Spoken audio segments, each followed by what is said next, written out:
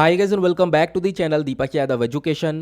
Welcome to the daily Hindu news and editorial analysis of 11th of October 2021. तो guys आज है तारीख 11 अक्टूबर 2021 और है मंडे। देखेंगे आज का the Hindu complete newspaper. The Hindu complete newspaper को एनालाइज करेंगे, बट लेक्चर में आगे बढ़ने से पहले अगर आप लोगों को ये कंप्लीट न्यूज़पेपर का पीडीएफ चाहिए तो क्या करना है, सबसे पहले डाउनलोड करना है टेलीग्राम और फिर जाकर सर्च बॉक्स में टाइप करना है Deepak Yadav education. As you can see guys आप लोगों को ये वाला चैनल मिल जाएगा, उस पर क्लिक करना और जाकर इस चैनल को ज्वाइन कर लेना। देखो अगर आप लोगों को इस तरीके से ये चैनल नहीं मिलता है तो नीचे डिस्क्रिप्शन बॉक्स में आप सभी लोगों को टेलीग्राम का लिंक दिया गया है, वो लिंक इसी चैनल का है। जैसे आप उस पर क्लिक करोगे ऑटोमेटिकली ये चैनल ओपन हो जाएगा, इसको जाकर ज्वाइन कर लेना।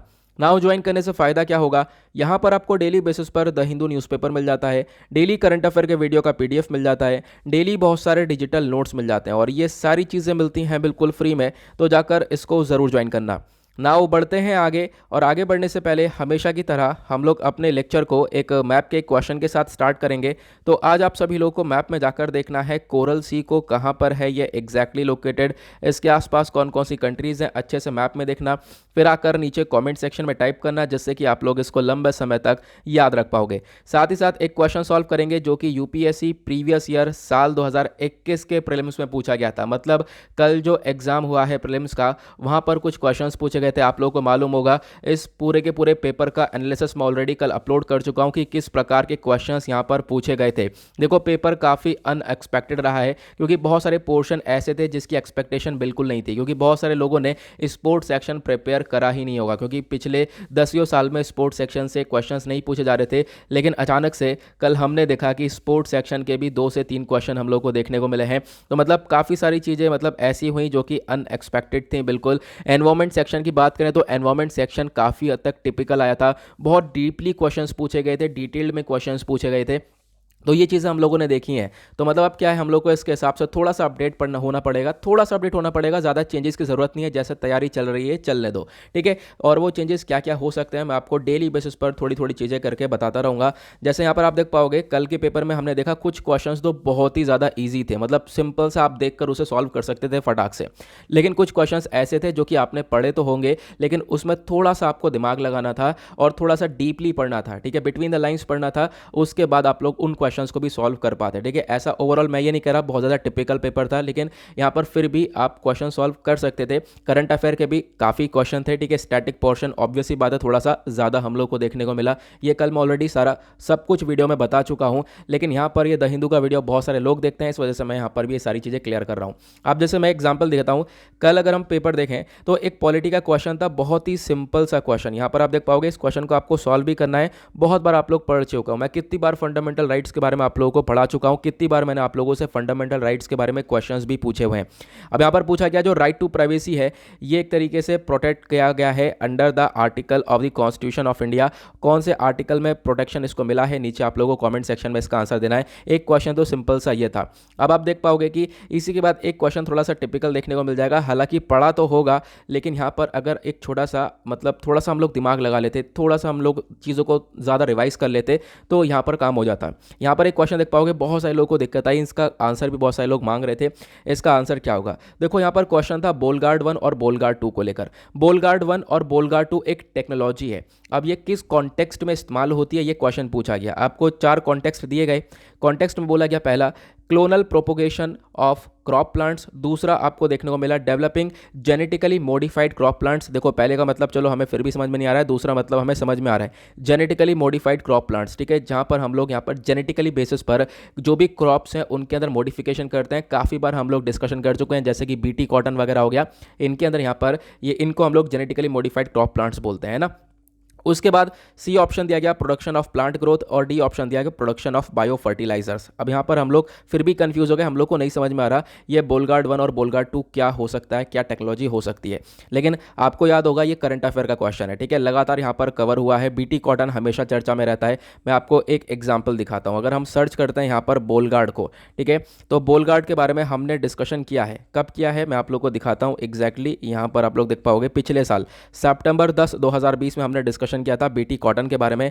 यहाँ पर देख पाओगे क्लियरली मेंशन्ड क्या है, बोल गार्ड 1 के बारे में। बोल गार्ड 1 और बोल गार्ड 2 यहाँ पर एक तरीके से टेक्निक है जो कि बीटी कॉटन में इस्तेमाल हो रही है। और बीटी कॉटन में मैंने आपको सिंपल सा बता रखा है, बीटी कॉटन यहाँ पर इस प्रकार का क्रॉप है जिसको क्रिएट किया गया है जेनेटिकली मॉडिफिकेशन के थ्रू। मतलब आपको काफ़ी डीपली पढ़ना था, जेनेटिकली मॉडिफिकेशन के थ्रू जब यहाँ पर इसको डेवलप किया गया तो इसका जो करेक्ट आंसर है बोलगार्ड 1 और बोलगार्ड 2 टेक्नोलॉजी मेंशन करी जाती है developing genetically modified crop plants. Okay, तो यहाँ पर ये कुछ चीज़ें हैं जो कि काफ़ी इंपॉर्टेंट रोल प्ले कर चुकी हैं। ऐसी बहुत सारे क्वेश्चंस और है जिसमें थोड़ा सा दिमाग लगाना था। अब की बार ना क्वेश्चन ऐसे भी देखने को मिले हैं जिसमें ट्रिक भी काम नहीं कर रही है, ठीक है। बहुत सारे क्वेश्चन ऐसे जिसमें हम लोग ट्रिक भी नहीं लगा सकते, लेकिन फिर भी यहाँ पर बहुत सारे फैक्चुअल क्वेश्चंस भी थे, फैक्ट्स बेस्ड क्वेश्चन ज़्यादा देखने को मिले हैं। तो मैं डेली बेसिस पर चीज़ों को एनालाइज करता रहूँगा, बहुत सारे क्वेश्चंस लाता रहूँगा आपके सामने, कहाँ कहाँ से पूछे गए, क्या क्या हमने ऑलरेडी डिस्कशन कर रखा था, वो भी मैं आपको डेली बेसिस पर बताता रहूँगा। लेकिन अब एक चीज़ ध्यान में रखना, आप लोगों को जो न्यूज़पेपर एनालिसिस देखना है अच्छे से, ठीक है। ये देखो ऑब्वियस सी बात है, ज़्यादातर अब थोड़ा सा वीडियो लंबा हो जाया करेगा क्योंकि मैं और भी ज़्यादातर इन्फॉर्मेशन पर फोकस करने की कोशिश करूँगा, सिलेबस से और ज़्यादा रिलेट करने की कोशिश करूँगा। जैसे आज ही बहुत सारे इंपॉर्टेंट आर्टिकल हैं, उनको तो डिस्कस करेंगे ही। और देखो यहाँ पर क्या होता है, हम लोग सिर्फ और सिर्फ एडिटोरियल पर फोकस करने लगते हैं, तो ऐसा बिल्कुल मत करना। एडिटोरियल पर फोकस सिर्फ और सिर्फ नहीं करना है, आपको बहुत सारी इंपॉर्टेंट इन्फॉर्मेशन बाकी सारे बाकी सारे आर्टिकल्स के अंदर मिलती है, तो वो भी कवर करना है, ठीक है। मैंने देखा है कि बहुत सारे लोग सिर्फ एडिटोरियल्स पर ही फोकस करते हैं, तो ऐसा बिल्कुल भी नहीं करना है। एडिटोरियल पर फोकस करना है जो कि आपके ओपिनियन बिल्डअप में मदद करेगा, लेकिन आपको बाकी सारी इन्फॉर्मेशन पर डीपली फोकस करना है। जैसे आप लोग देख पाओगे क्वेश्चंस बहुत ज़्यादा डीपली बेसिस पर पूछे गए हैं और मैं आपको डेली बेसिस पर यहाँ पर कुछ क्वेश्चंस लाकर दिखाता रहूँगा। साथ ही साथ एक चीज़ और, एक छोटी सी इन्फॉर्मेशन ये है कि जो डेली करंट अफेयर का वीडियो है आज वो अपलोड नहीं हो पाया है, हाँ कुछ इश्यूज़ की वजह से कल मैं सही से प्रिपेयर नहीं कर पाया था उसको। अब यहाँ पर कल जो है वो आपका डेली करंट अफेयर वाला वीडियो अपलोड होगा। साथ ही साथ यहाँ पर कल से वीडियो के अंदर काफ़ी चेंज करे हुए हैं मैंने, काफ़ी थोड़े सा आर्टिकल्स मैंने उसमें और ऐड किए हैं। वहाँ पर प्रीलिम्स और मेंस दोनों बेसिस पर हम लोग उस डेली करंट अफेयर वाले वीडियो में तैयारी करा करेंगे, तो वो वीडियो भी काफ़ी इंपॉर्टेंट हो जाएगा। तो आपको यहाँ पर पेपर के हिसाब से थोड़ा बहुत चेंज करना है, बाकी आपकी जो भी प्रिपरेशन चल रही है वो चलती रहे, उसमें चेंज मत करना। तो चलो शुरुआत करते हैं। काफ़ी बातचीत हो गई है, लेकिन ये बातचीत भी काफ़ी इंपॉर्टेंट थी ताकि आप लोगों को एक क्लैरिटी मिल जाए पेपर के लिए। ओके, अब यहाँ पर आप देख पाओगे एक आर्टिकल है जिसमें बात करी गई है हमारे प्राइम मिनिस्टर और होम मिनिस्टर के बारे में। देखो आर्टिकल एग्जाम के लिए इंपॉर्टेंट नहीं है, इस तरीके से पढ़ के निकाल देना इसको। होगा क्या, यहाँ पर स्टेटमेंट दिया गया है। अब स्टेटमेंट हमारे लिए इंपॉर्टेंट नहीं होता। हमारे होम मिनिस्टर ने तारीफ करी है हमारे प्राइम मिनिस्टर की, कि हमारे जो प्राइम मिनिस्टर हैं बेसिकली कि कोई भी डिसीजन लेते हैं तो काफ़ी गहराई से बातचीत होती है उसके ऊपर। लगभग आप कह सकते हो जो हमारे प्राइम मिनिस्टर हैं मोदी जी, ठीक है, इनके आने से पहले बहुत सारे स्कैम्स वगैरह हुआ करते थे, लेकिन अब यहाँ पर स्कैम्स वगैरह कम हुए। उसके बाद यहाँ पर आप कह सकते हो एक यूनिक स्टेप उठाया गया है हमारे प्राइम मिनिस्टर के द्वारा। वो यूनिक स्टेप है डीमोनेटाइजेशन। इसके बारे में सोचना काफ़ी मुश्किल था, लेकिन फिर भी ये स्टेप उठाया गया। तो वही यहाँ पर स्टेटमेंट वाइज आर्टिकल है जो कि हमारे एग्जाम के लिए इंपॉर्टेंट नहीं है, ठीक है। तो आप इसको पढ़कर एक बार हटा सकते हो, ये काम का नहीं है। अब नेक्स्ट आर्टिकल हमारे काम का है। अब ये आर्टिकल आप देख पाओगे, बात करी गई है फार्मर्स के बारे में, फार्मर्स प्रोटेस्ट के बारे में, फार्म लॉस के बारे में और एग्रीकल्चर के बारे में। तो आर्टिकल सिंपल सा जीएस पेपर 3 एग्रीकल्चर के पॉइंट ऑफ व्यू से इंपॉर्टेंट है, इसको मार्क कर लेना। फिर उसके बाद आप जीएस पेपर 3 एनवायरमेंट के पॉइंट ऑफ व्यू से भी इंपॉर्टेंट इस आर्टिकल को देख पाओगे। बात क्या करी जा रही है यहाँ पे, जो फार्मर्स हैं, फार्मर्स आपको ईस्टर्न साइड में देखने को मिलेंगे, ईस्टर्न स्टेट्स में। अब ईस्टर्न स्टेट्स कौन कौन से, जैसे कि बिहार, झारखंड, ओडिशा, वेस्ट बंगाल। तो इन वाले एरियाज़ में फार्मर्स आपको ज़्यादातर फार्म प्रोटेस्ट के अंदर इन्वॉल्व होते हुए नहीं नजर आएंगे। लेकिन जो नॉर्दर्न साइड से, नॉर्दर्न साइड के अंदर आपको पंजाब, मध्य प्रदेश, हरियाणा, ये सब देखने को मिलेगा। यहाँ पर ज़्यादा प्रोटेस्ट हो रहा है। इसके पीछे का रीज़न पता है, इसके पीछे का रीज़न यहाँ पर क्या है वो हम लोग देखेंगे। देखो इसके पीछे का रीज़न ये है, सरकार आज के टाइम पर काफ़ी हद तक एक तरीके से जो भी क्रॉप्स है, जो भी फसल है वो खरीद रही है किनसे, नदर्न स्टेट से। नदर्न स्टेट जैसे कि पंजाब, मध्य प्रदेश, हरियाणा, तेलंगाना, यहाँ पर प्रोडक्शन भी बहुत हो रहा है। यहाँ पर ऑब्वियस सी बात है, प्रोडक्शन बहुत हो रहा है और प्रोडक्शन होने के बाद सरकार यहाँ से खरीद भी बहुत रही है, ठीक है। अब ऑब्वियस सी बात है, क्या हो गया, जो फार्म लॉस के अंदर जितनी भी चीज़ें हैं वो इंप्लीमेंट करी गई हैं, जहाँ पर क्रॉप की जो प्रोडक्शन ज़्यादा हो रही है वहीं पर फार्म लॉस का एक तरीके से असर भी ज़्यादा देखने को मिलेगा। तो ऑब्वियस सी बात है, इन एरियाज़ के अंदर ज़्यादातर इसका इफेक्ट देखने को मिल रहा है। लेकिन उसी तरफ बात करें, देखो यहाँ पर एक चीज़ के बारे में बताया गया है, एक चीज़ यहाँ पर यह बताई गई है प्रोक्योरमेंट डेटा के बारे में। प्रोक्योरमेंट डेटा साल 2020-21 का ये बोलता है कि सरकार ने क्या करा है, सरकार ने यहाँ पर एक तरीके से, अगर हम बात करें वेस्ट बंगाल की बात करें, बिहार की बात करें, जो कि ये ईस्टर्न स्टेट्स हैं, यहाँ से खरीदा तो कम है लेकिन इनको दिया ज़्यादा है। यहाँ से क्रॉप यानी फसलें खरीदी कम है लेकिन इनको एलोकेट ज़्यादा किया है, इनको फसलें दी ज़्यादा हैं। ये चीज़ यहाँ पर देखने को मिलेगी। तो मतलब यहाँ पर आप कह सकते हो कि कोई चिंता वाली बात है ही नहीं, यहाँ पर इस स्टेट्स के अंदर काम चल रहा है जैसे तैसे। तो यहाँ पर ज़्यादातर प्रोटेस्ट कम ही देखने को मिल रहा है, लेकिन यहाँ पर क्या हो रहा है, इनकी ग्रोथ भी ज़्यादा हो रही है, प्रोडक्शन भी ज़्यादा कर रहे हैं ये लोग, तो उसके बेसिस पर यहाँ पर प्रोटेस्ट भी आपको ज़्यादा देखने को मिल रहा है। ये सिंपल सा इस आर्टिकल के अंदर मेंशन किया गया। उसके बाद यहाँ पर देखो क्या क्या बोला गया है, इस पिक्चर में हम लोग थोड़ी सी चीज़ों को और अच्छे से क्लियर करेंगे। टेबल हमारी ये बताती है कि जो टोटल गेहूं या फिर जो धान है, ठीक है, इसका प्रोक्योरमेंट कितना हुआ है, मतलब सरकार ने कितना खरीदा और कितना कितना एलोकेट किया है। और ये सब होता है काम नेशनल फूड सिक्योरिटी एक्ट के अंडर में। तो इस NFSA एक्ट के बारे में ध्यान रखना, एक इंपॉर्टेंट चीज़ निकल कर आ जाती है हमारे एग्जाम के लिए। तो अगर हम बात करें तो ये 5 स्टेट्स आप लोग देख पा रहे होंगे, ये 5 स्टेट्स जो है हमारे नदन साइड वाले हो गए, पंजाब, MP, हरियाणा, तेलंगाना और यूपी। यहाँ से प्रोक्योरमेंट कितना होता है, यहाँ से सरकार इतना कुछ खरीदती है। यहाँ पर आप कह सकते हो 27%, 16% इतना प्रोक्योरमेंट किया जाता है। लेकिन यहाँ पर प्रोक्योरमेंट करने के बाद आप कह सकते हो एलोकेशन की बात करें तो एलोकेशन यूपी के अंदर सबसे ज़्यादा होता है। यहाँ पे मैं टॉप की बात कर रहा हूँ, टॉप स्टेट्स जहाँ पर सबसे ज़्यादा ये फसल खरीदने के बाद दी जाती है। ऑब्वियसली बात है, पॉपुलेशन ज़्यादा है तो ऑब्वियसली बात है फसल भी ज़्यादा दी जाएगी। तो यूपी, बिहार, महाराष्ट्र, वेस्ट बंगाल, तो यहाँ पर आप देख पाओगे एलोकेशन भी ज़्यादा होता है। तो इस वजह से जो ईस्टर्न साइड वाले फार्मर्स हैं इनको ज़्यादा इतना इफेक्ट पड़ नहीं रहा है, और यहाँ पर ये लोग ज़्यादातर इस प्रोटेस्ट के अंदर नहीं देखने को मिलेंगे, वो इस आर्टिकल के अंदर समझाया गया। अब दूसरी इंपॉर्टेंट चीज़, जैसे मैंने आपको बताया कि जितने भी यहाँ पर प्रोक्योरमेंट किया गया, ये सब यहाँ पर जो फसल दी जाती है, फसलें यहाँ पर जो भी स्टेट गवर्नमेंट को दी जाती है, PDS के सिस्टम के माध्यम से, पब्लिक डिस्ट्रीब्यूशन सिस्टम के माध्यम से आपके घर में राशन आता है, ठीक है, वो सब नेशनल फूड सिक्योरिटी एक्ट के अंडर में होता है। तो इस एक्ट को भी पढ़ लो, ये भी एक इंपॉर्टेंट एक्ट है हमारे एग्जाम के लिए। छोटी सी चीज़ यहाँ पर आर्टिकल के अंदर मैंशन है तो उसको भी डिटेल में पढ़ना काफ़ी ज़रूरी है। Article GS paper 2, GS paper 3 दोनों के पॉइंट ऑफ व्यू से इंपॉर्टेंट है। सिलेबस में बात करोगे तो सिलेबस में PDS भी मैंशन है, बफर स्टॉक मैंशन है, government policies and intervention mention है, वहाँ से आप लोग इसको रिलेट कर सकते हो। नेशनल फूड सिक्योरिटी एक्ट 2013 वाले की बात करेंगे हम लोग, ठीक है।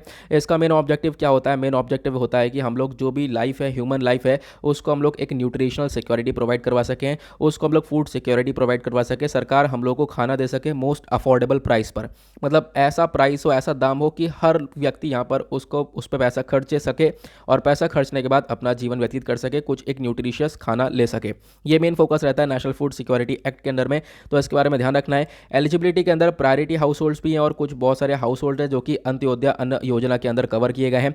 इसके अंदर प्रोविजन क्या क्या है, तो यहाँ पर आपको काफ़ी कुछ मिलता है। 5 किलोग्राम एक तरीके से फूड ग्रेन्स मिलते हैं हर व्यक्ति को, हर महीने यहाँ पे प्रोवाइड करवाए जाते हैं, ठीक है। सस्ते ग्रेन्स मिलते हैं और भी बहुत सारे बेनिफिट्स मिलते हैं। मदर को बेनिफिट मिलता है, ठीक है। एक तरीके से यहाँ पे बोला गया है कि मदर को लगभग, जो प्रेग्नेंट वीमेन है उसको लगभग 6,000 रुपये का बेनिफिट दिया जाता है इस एक्ट के अंदर में, ठीक है। आप देख पाओगे उसके साथ साथ जो 14 साल के बच्चे हैं उनको मील्स, जो मिड डे मील स्कीम है, ठीक है, उसके अंदर में मील्स प्रोवाइड करवाई जाती हैं। तो यहाँ पर ये कुछ चीज़ें हैं जो कि नेशनल फूड सिक्योरिटी एक्ट के अंदर में प्रोवाइड करवाई जाती है। मतलब NFSA आप नाम से समझ में आ रहा होगा, ये फूड की सिक्योरिटी प्रोवाइड करवाता है बहुत सारे लोगों को। तो इसके अंडर में यहाँ पर सरकार ने ये सारा काम किया है, ये आप लोग देख सकते हो। ओके, तो आर्टिकल को अच्छे से हम लोगों ने कवर कर लिया है। उसके बाद बात करेंगे एक दूसरे आर्टिकल की।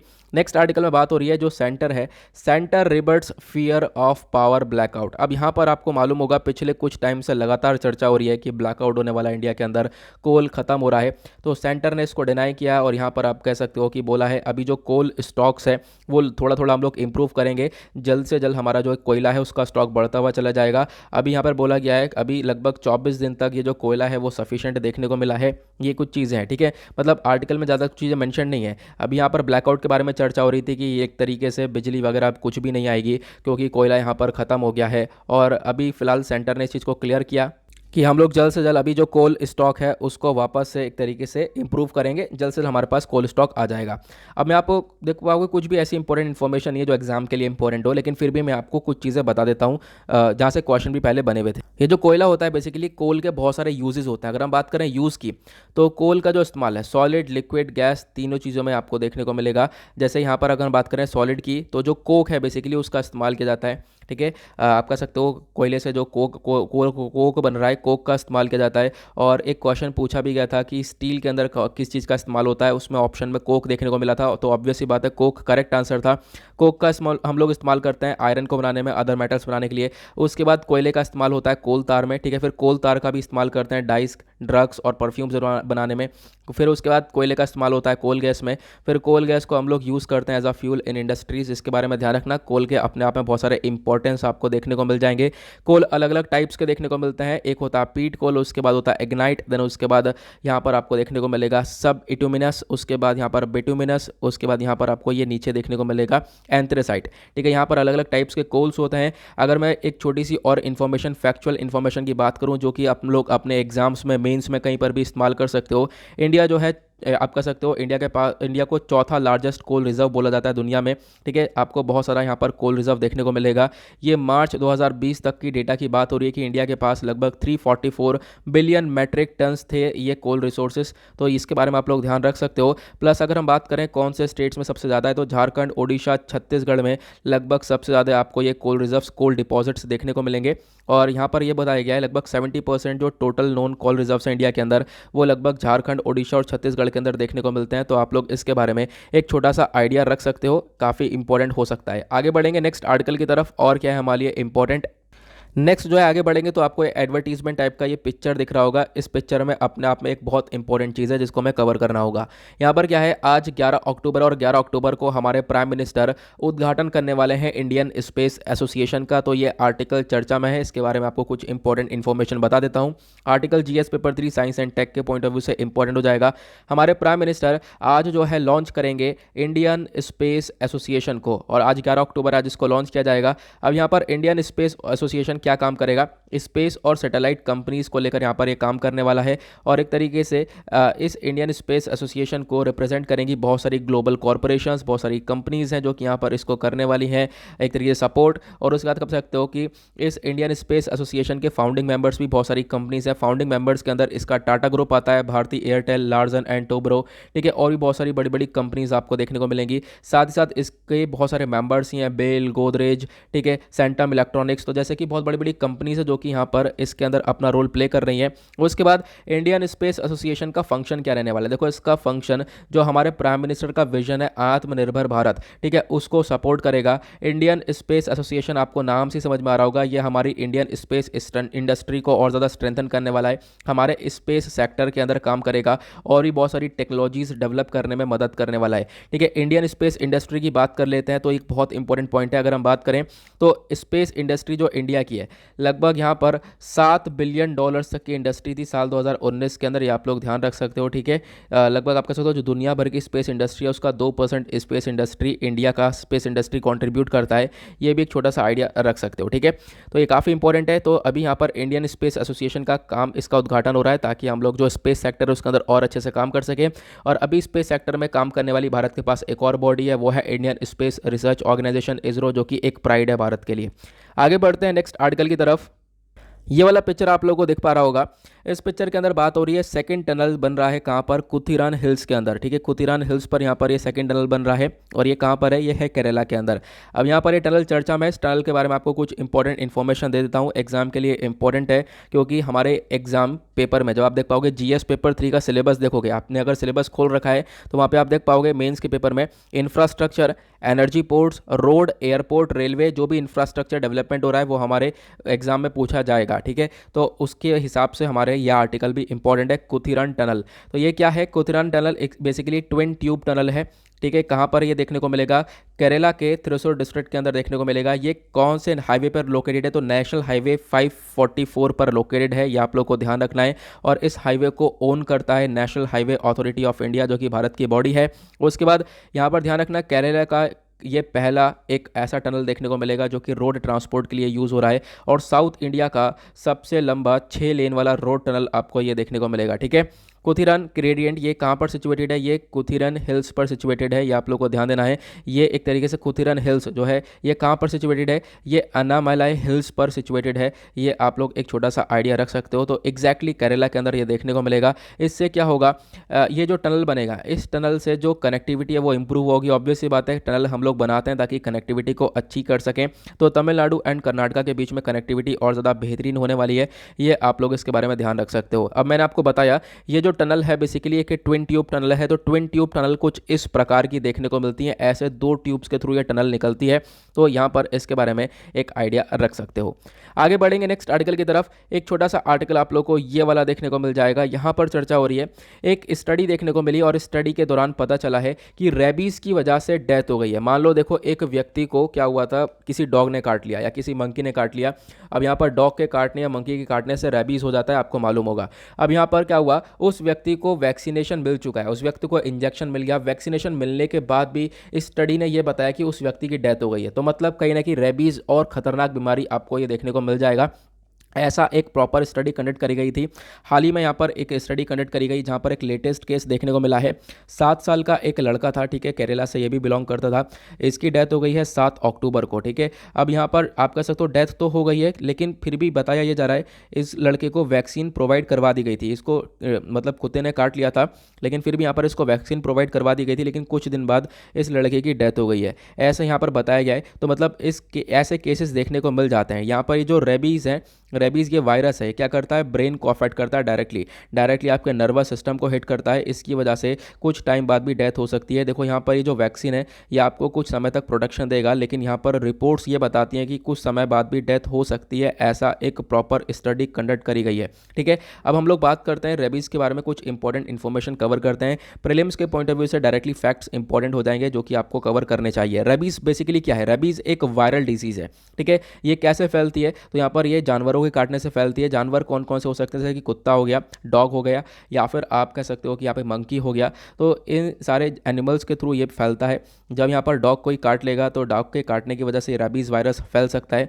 ये जो इन्फेक्शन है ये किसकी वजह से होता है, ये होता है एन्सेफेलोमाइलिटिस की वजह से। अब ये एन्सेफेलोमाइलिटिस क्या है, देखो डायरेक्टली पूछा जा सकता है। इसका मतलब होता है इन्फ्लेमेशन ऑफ द ब्रेन, आपके जो ब्रेन है उसके अंदर सूजन हो जाती है। साथ ही साथ यहाँ पर जो स्पाइनल कॉर्ड है उसके अंदर भी आपको इन्फ्लेशन देखने को मिल जाता है, ठीक है। उसके अंदर भी एक तरीके से इन्फ्लेमेशन, सूजन देखने को मिलती है, ठीक है।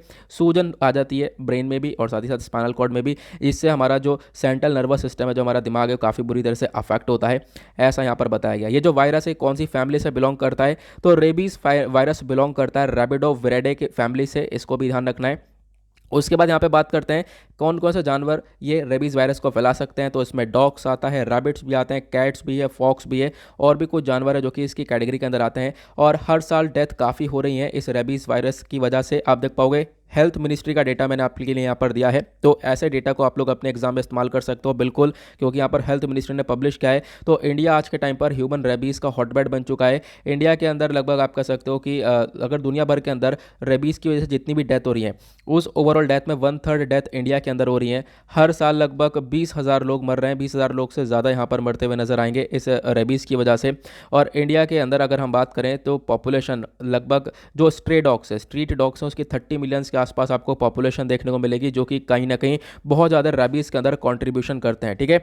यहाँ पर इंपॉर्टेंट है कि देखो यहाँ पर रेबीज़ के लिए वैक्सीन भी है, लेकिन है क्या इंपॉर्टेंट, जब भी यहाँ पर कोई जानवर काटे, जैसे कि मंकी काट ले या फिर डॉग काट ले, तो सबसे पहले आपको करना क्या है, आपको जाकर उसको सही से धोना है, ठीक है। जो घाव हुआ है उसको धोना है, क्योंकि सलाइवा, ये जो डॉग है इनका सलाइवा चिपक जाता है, या फिर ये जो मंकी है इनका सलाइवा जो रह जाता है, इसकी वजह से ये रेबीज़ काफ़ी ज़्यादा अफेक्ट करता है, ठीक है। तो क्या करना होता है, सबसे पहले यहाँ पर साबुन से अच्छे से धो लिया जाए तो वो ज़्यादा बेटर रहता है। इससे यहाँ पर आप कह सकते हो जो नर्व इन्फेक्शन होता है उसके चांसेस बहुत ज़्यादा कम हो जाते हैं। तो ये कुछ चीज़ें हैं जो कि आप लोग इसके बारे में ध्यान रख सकते हो। एक इंपॉर्टेंट आर्टिकल है, इसी के बेसिस पर आज का आपको थंबनेल भी देखने को मिलेगा, ठीक है। आगे बढ़ते हैं नेक्स्ट आर्टिकल की तरफ। नेक्स्ट आर्टिकल आता है यहाँ पर, ये वाला चर्चा हो रही है, US outlines of software focus for quad. अभी ये चर्चा में क्यों है, क्योंकि यहाँ पर देख पाओगे क्वाड के बारे में चर्चा हो रही है, प्लस उसके बाद यहाँ पर ऑकस ग्रुप के बारे में चर्चा हो रही है। तो ऑब्वियस ही बात है आर्टिकल हमारा इंटरनेशनल रिलेशंस के पॉइंट ऑफ व्यू से इंपॉर्टेंट हो जाएगा। क्वाड क्या है, क्वाड्रिलेटरल सिक्योरिटी डायलॉग। इसके अंदर 4 कंट्रीज है, आपको रट चुका होगा, नींद में भी बता दोगे कि यहाँ कौन कौन सी 4 कंट्रीज है, इंडिया, यूएसए, ऑस्ट्रेलिया, जापान, है ना। क्वाड एक नॉन डिफेंस और नॉन मिलिट्री अरेंजमेंट है, ऐसा यहाँ पर एक स्टेटमेंट दिया गया यूएस की deputy secretary of state Wendy Sherman के द्वारा। वेंडी शर्मन यहाँ पर आप लोग देख पा रहे होंगे, ये अभी पिछले सप्ताह इंडिया के विजिट पर आई थी। इंडिया के बाद ये चली गई थी पाकिस्तान की विजिट पर। तो ये पिक्चर आप लोग देख पा रहे होंगे, ये वेंडी शर्मन बातचीत कर रही है हमारे फॉरेन सेक्रेटरी हर्षवर्धन श्रृंगला साहब के साथ, ठीक है। तो यहाँ पर आपको देखने को मिलेगा आगे काफ़ी कुछ डिस्कशन किया गया। इन्होंने बोला क्वाड एक नॉन डिफेंस और नॉन मिलिट्री अरेंजमेंट है।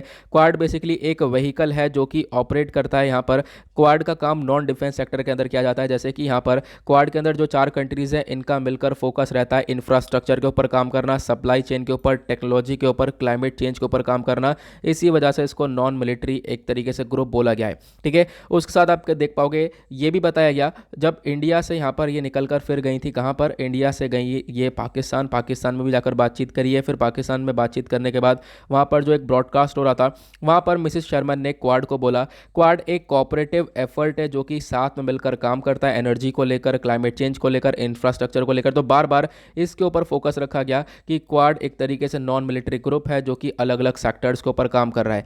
उसके बाद यहाँ पर बात करी गई ऑकस ग्रुप के बारे में। ऑकस के अंदर आपको 4 कंट्रीज देखने को मिलेंगी। ऑकस ग्रुप अभी हाल ही में एक नया ग्रुप बनकर निकला है। ए से ऑस्ट्रेलिया, यू से यूके से यूनाइटेड किंगडम और यूएस से आप समझ ही गए यूनाइटेड स्टेट्स। तो ये इन 3 कंट्रीज़ का ये ग्रुप है। अब बेसिकली यहाँ पर आप देख पाओगे ऑकस ग्रुप के अंदर आपको काफ़ी सारी चीज़ें देखने को मिलेंगी जहाँ पर ये लोग कहीं ना कहीं मिलिट्री बेसिस पर काम कर रहे हैं, प्लस इंडो पैसिफिक वाले रीजन के अंदर यहाँ पर ये लोग काम करेंगे एक सिक्योरिटी प्रोवाइड करवाने की। ठीक है, हालांकि जो गोल है वो क्वाड का भी यही है कि इंडो पैसिफिक वाले रीजन के अंदर शांति बनाई जा सके, वही सेम गोल आपको ऑकस का भी देखने को मिलेगा। ठीक है, ये कुछ चीज़ें हैं जिसके बारे में आप लोग ध्यान रख सकते हो। फिर उसके बाद यहाँ पर इन्होंने और भी चीज़ें बताई हैं। और चीज़ें क्या बताई कि इन सब चीज़ों को देखने के बाद जो हमारे इंडियन एम्बेसडर हैं टू चाइना, इन्होंने काफ़ी सारी चीज़ें बोली। इन्होंने बोला चलो क्वाड देखो मिलिट्री अलायंस नहीं हो सकता, लेकिन फिर भी आज के टाइम पर क्वाड के अंदर मालाबार नेवल एक्सरसाइज आपको देखने को मिलेगी। एक मिलिट्री एक्सरसाइज होती है, एक अभ्यास होता है, आपको मालूम होगा क्वाड कंट्रीज़ के बीच में, वो होता है मालाबार नेवल एक्सरसाइज। तो यहाँ पर आप देख पाओगे कि कहीं ना कहीं हमारा जो पर्सपेक्टिव है वो मिलिट्री को लेकर भी है, लेकिन आप लोग यहाँ पर कह रहे हो कि एक तरीके से नॉन मिलिट्री एक ग्रुप देखने को मिलता है। तो ये कुछ चीज़ें बताई गई हैं एग्जाम के लिए, डायरेक्टली तो कुछ इंपॉर्टेंट नहीं है। यहाँ पर आप कह सकते हो मेन्स में क्वेश्चन बन सकता है, और मेन्स के रिगार्डिंग हम लोग काफ़ी कुछ ऑलरेडी डिस्कस कर चुके हैं। ठीक है, तो ऑकस ग्रुप क्या है, क्वाड ग्रुप क्या है, इसके बारे में ध्यान रखना। ठीक है, तो एक आइडिया इसके बारे में आप लोग रख सकते हो, बाकी इसमें आप लोग और चीज़ें छोड़ सकते हो। आगे बढ़ेंगे एक इंपॉर्टेंट आर्टिकल की तरफ। इंडिया चाइना को लेकर डिस्कशन हो रहा है। Article GS paper 2 again international relations के पॉइंट ऑफ व्यू से इंपॉर्टेंट होगा। इंडिया और चाइना के बीच में कल हमने देखा था कि 13वीं कमांडर लेवल टॉक होगी, और कल संडे ये में ये बातचीत हो चुकी है। अब इंडिया चाइना के बीच में जो ये 13वीं round of corps commander level की बातचीत हुई थी, इसमें यहाँ पर इन्होंने फोकस किया है कि अब यहाँ पर डिसएंगेजमेंट का तीसरा फेज चालू किया जाएगा, जो PP15 है। यहाँ पर PP15 क्या है मैं आपको बताऊंगा। देखो, patrolling point 15 in hot spring, यहाँ पे बोला गया PP15 जो हॉट स्प्रिंग वाला एरिया है वहां पर इंडिया और चाइना अब डिसएंगेज करेंगे। चाइनीज जो फोर्सेस है वो पीछे हटेंगी और इंडियन फोर्सेस भी वहां से पीछे हटेंगी, क्योंकि अभी तक यहाँ पर ये ऐसे एरियाज है जहां पर स्टैंड ऑफ चल रहा है। ये एरियाज मैप में कहां पर स्टैंड करते हैं मैं आप लोगों को मैप में भी दिखा देता हूं, जो कि इंपॉर्टेंट आपको देखने को मिलेंगे। PP15 यहाँ पर ये वाला ये जो हॉट स्प्रिंग वाला एरिया है, पेट्रोलिंग पॉइंट 15 ये वाला एरिया, बेसिकली यहाँ पर अभी भी काफ़ी हद तक डिस्प्यूट थे, तो इस एरिया के अंदर डिसएंगेजमेंट होगा, ऐसा यहाँ पर डिस्कशन कर लिया है इंडिया और चाइना के बीच में। तो यहाँ पर इसके बारे में आप लोग ध्यान रख सकते हो। ठीक है, फिर उसके बाद यहाँ पर बोला गया बातचीत कब स्टार्ट हुई थी। सुबह 10:30 बजे से बातचीत स्टार्ट हुई, शाम तक बातचीत चल जी, वो हमारे लिए इंपॉर्टेंट नहीं है। अब फिर उसके बाद यहाँ पर आप कह सकते हो ये मीटिंग की जो सीरीज़ है कब से शुरू होती है, ये बहुत पहले से शुरू होती है, क्योंकि लगभग आप कह सकते हो पिछले साल से इंडिया और चाइना के बीच में लगातार स्टैंड ऑफ जारी है। 1 साल हो चुका है कंप्लीट, और हमने बीच में अभी एक बार और डिसएंगेजमेंट किया था। 17 फरवरी में पेट्रोलिंग पॉइंट 17 से डिसएंगेजमेंट किया गया था, मतलब कि वहाँ पर भी इंडिया और चाइना के जो फोर्सेज है वो पीछे पीछे हटे थे। अभी यहाँ पर फिर से हम लोगों ने पेट्रोलिंग पॉइंट 15 के ऊपर काम चल रहा है, इसके बारे में डिस्कशन अब की बार किया गया, और अब यहाँ पर भी क्या होगा, डिसएंगेजमेंट होगा। इसके बारे में आप लोग ध्यान रख सकते हो। तो ऑब्वियस ही बात है, एक सिंपल सा एक सटीक सा पॉइंट ये निकल कर आता है, जो भी डिस्कशन हुआ है दोनों के कमांडर लेवल के बीच में, वो डिस्कशन ये हुआ कि हॉट स्प्रिंग वाले एरिया से यहाँ पर इंडिया और जो चाइना है वो दोनों डिसएंगेज करेंगे। ये हम लोग एग्जैक्टली टू द पॉइंट बात कर सकते हैं। अब एक चीज़ यहाँ पर ये भी देख पाओगे, मैंने यहाँ पर कुछ नोट्स पिन कर दिए। देखो, इंडिया चाइना के बारे में बहुत सारी बातचीत हो रही है, इंडिया चाइना लगातार चर्चा में आ चुका है। हो सकता है आपकी बार मेंस में इंडिया चाइना के ऊपर क्वेश्चंस आपको देखने को मिले। तो इंडिया चाइना के रिगार्डिंग मैंने कंप्लीट रिलेशंस आप लोग को यहाँ पर प्रोवाइड करवा दिए हैं, इसको आप लोग जाकर गो थ्रू कर सकते हो। एक बार नोट्स बनाना चाहो तो बना सकते हो। मैंने यहाँ पर एक क्रोनोलॉजिकल ऑर्डर के अंदर प्रोवाइड करवाए 1950 से लेकर, जब से इंडिया और चाइना के रिलेशंस एस्टेब्लिश हुए थे तब से मैंने लगभग साल 2021 तक के क्या क्या यहाँ पर इनके बीच में डेवलपमेंट्स हुए हैं, कब कब डिस्प्यूट हुए, कब वॉर हुई,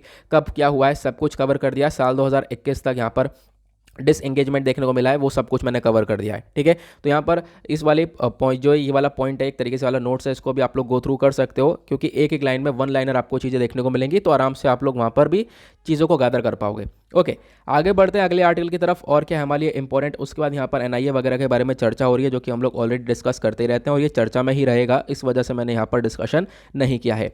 उसके बाद पेज नंबर 11 के ऊपर आएंगे तो यहाँ पर बहुत सारे पॉलिटिक्स से रिलेटेड आर्टिकल है, इनको आप लोग स्किप कर सकते हो। पेज नंबर 12 पर आएंगे तो एक इंपॉर्टेंट आर्टिकल ये देखने को मिलेगा। यहाँ पर बात हो रही है ओडिशा के क्योंझर के बारे में। ठीक है, अब यहाँ पर ओडिशा के अंदर जो क्योंझर गांधामर्दन माइन सेट, बेसिकली एक आयरन और माइन है ओडिशा के अंदर। ओडिशा की एक one of the biggest iron और माइन कहलाती है। यहाँ पर बहुत सारे लोगों की डेथ हो रही है।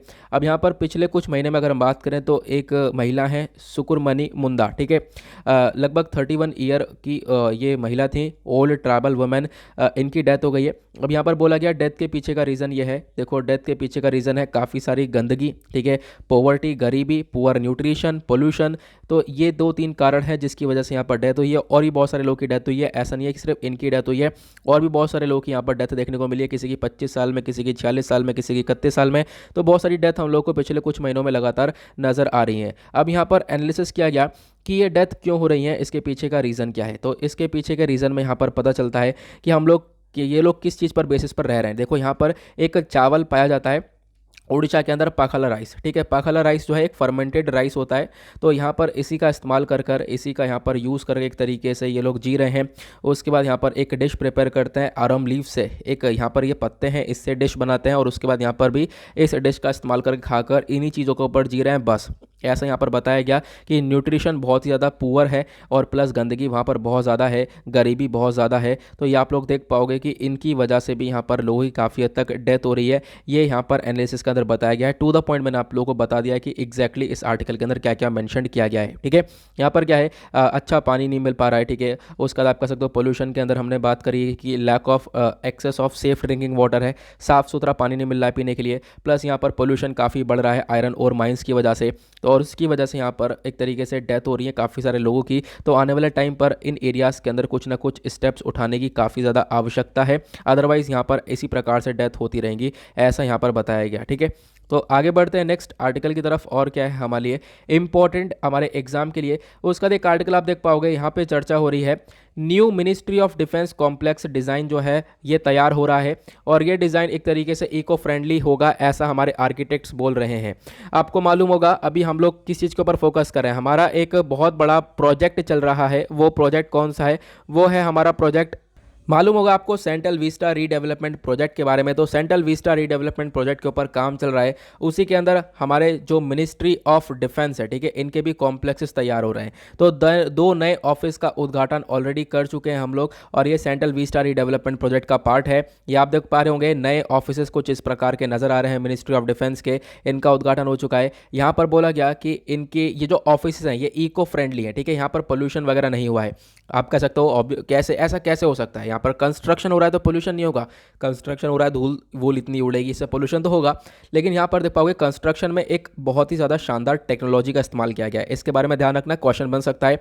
यहाँ पर जो कंस्ट्रक्शन टेक्नोलॉजी है उसका नाम है LGSF, यह है लाइट गॉज स्टील फ्रेम। यहाँ पर पूरा का पूरा जो ढांचा बनाया गया था ना ऊपर से, वो पूरा पूरा स्टील का बनाया गया था। इसकी वजह से कंस्ट्रक्शन के अंदर यहाँ पे एक तरीके से इतना ज़्यादा मेहनत भी नहीं लगी। प्लस उसके बाद आप कह सकते हो कि 10 महीने के मतलब काम जो है बहुत जल्दी हो गया। अगर हम लोग ये कंस्ट्रक्शन करते, ठीक है, अगर हम लोग रेत ईंट मिट्टी का इस्तेमाल करते, उसके हिसाब से कंस्ट्रक्शन करते, तो यहाँ पर क्या होता, टाइम भी बहुत लगता, सीमेंट कंक्रीट का कंस्ट्रक्शन काफ़ी लंबा हो जाता, प्लस उससे पोल्यूशन भी बहुत होता।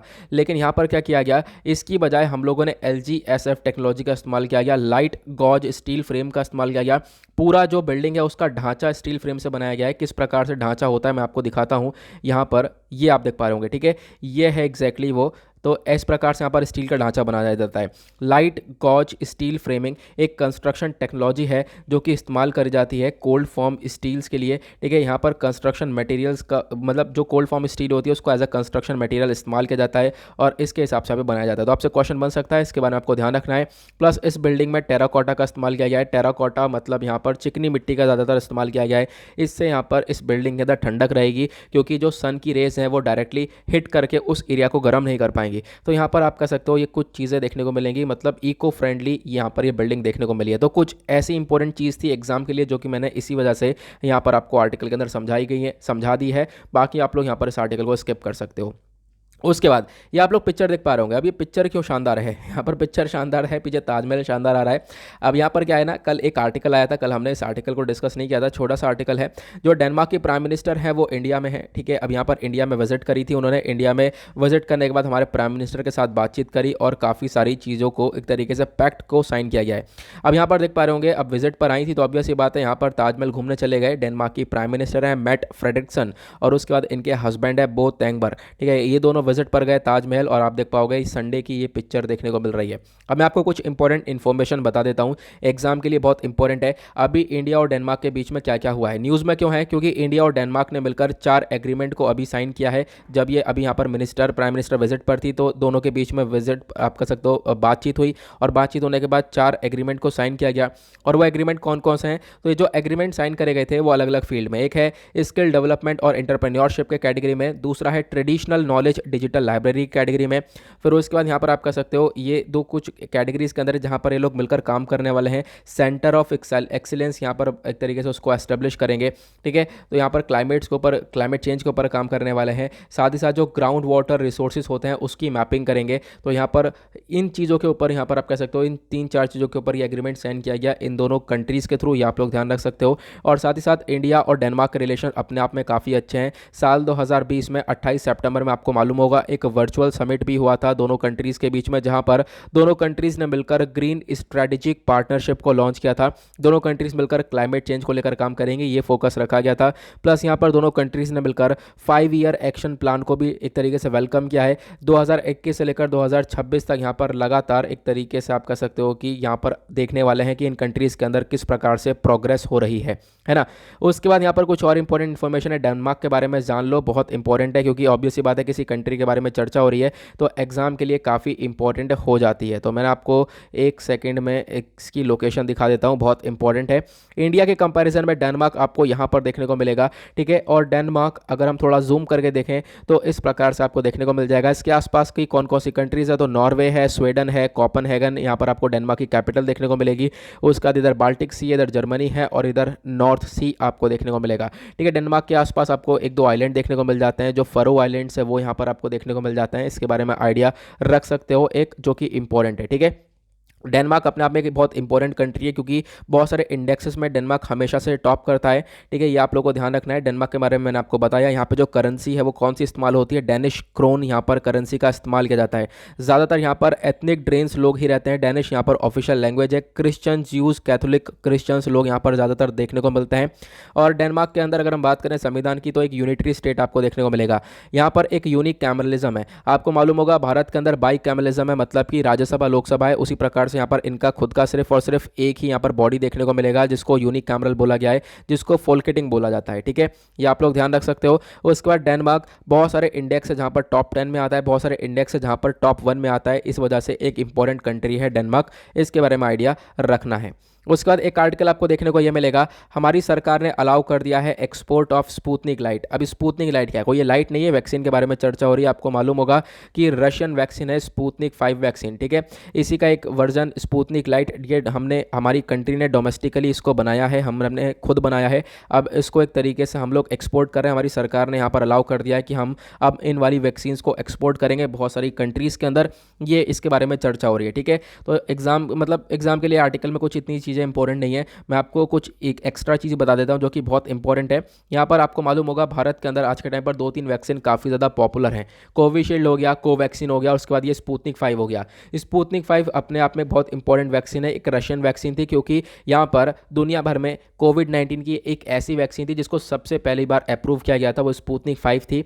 और स्पुतनिक 5 यहाँ पर नाम लाया कहाँ से गया है, तो नाम लाया गया है क्योंकि हमारे एक तरीके से अर्थ का, पूरे दुनिया का पहला आर्टिफिशियल सैटेलाइट का जो नाम है वो स्पुतनिक था। इसके नाम पर यहाँ पर आप कह सकते हो स्पुतनिक 5 इस वैक्सीन का नाम भी रखा गया है। तो एक आइडिया इसके बारे में भी रखना है, आपसे क्वेश्चन पूछा जा सकता है कि स्पुतनिक 5 किस चीज़ से रिलेटेड है, ठीक है। तो यहाँ पर एक सैटेलाइट से रिलेटेड है। ये एक छोटा सा आइडिया रख सकते हो। उसका एक आर्टिकल आपको ये देखने को मिलेगा, 85 HIV केसेस यहाँ पर देखने को मिले हैं। कहाँ पर? 2 असम की जेल्स में, ठीक है। एक महीने के अंदर अंदर 85 HIV के केसेस देखने को मिले हैं। HIV अपने आप में एक खतरनाक यहाँ पर डिजीज देखने को मिलेगा, ह्यूमन इम्यूनोडिफिशियंसी वायरस, ये देखने को मिलेगा। इसके पॉजिटिव केसेस काफ़ी सारे पाए गए, बहुत सारी जेल्स के अंदर पाए गए, ऐसा बताया गया है असम के अंदर, ठीक है। यहाँ पर एक तरीके से एक नागांव गाँव है, ठीक है, नागांव हेडक्वार्टर है, वहाँ पर ये एक स्पेशल जेल देखने को मिलेगा, सेंट्रल जेल है, स्पेशल जेल है, तो वहाँ पर आपको देखने को मिलेगा।